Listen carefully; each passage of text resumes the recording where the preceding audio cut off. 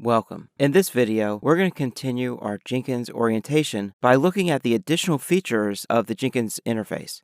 I'm currently on our first project's main page. In the build history, we have a successful build.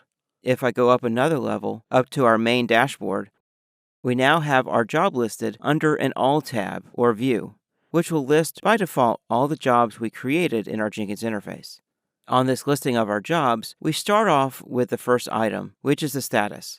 The status tells us the last known state of our build. If you hover over your mouse over the icon, you'll get a short description of the image or icon. Blue balls, by default, are success. We'll change that later in another lesson.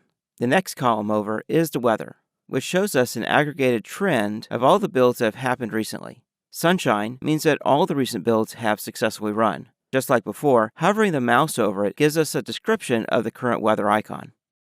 Next, we have the name of the job and how long ago the last successful build was, along with the build number of that successful build. The next column over is last failure. Since we don't have any failures, NA is displayed. In the last column, we have the last duration, which is how long the last build took, which is super fast since we really didn't do very much. And then, in the final column, we have a Build Now button, which will allow us to schedule an immediate build. By clicking on that, I scheduled a build immediately, which will happen so fast that we won't even see it in the build executors. We'll have to drop back down to Hello World, which is our project. Once we arrive, we will see that we have a second build, which is also successful. Alright, let's return to the dashboard. Observe the times have changed slightly. Now, the last success was updated to build number 2.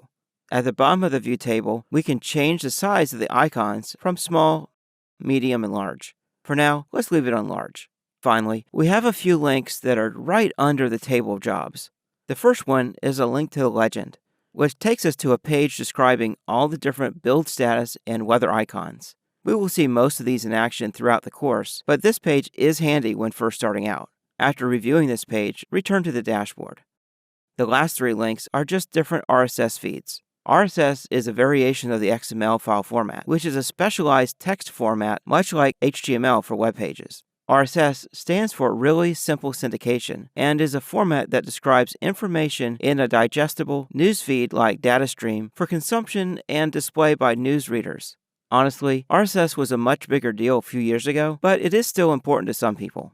If you click on one of the RSS links, you'll need to use your browser's back button or functionality to return back to the Jenkins dashboard.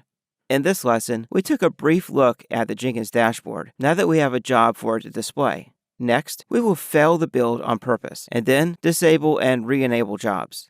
Of course, we will return to the dashboard to see how each of these job states impact the view.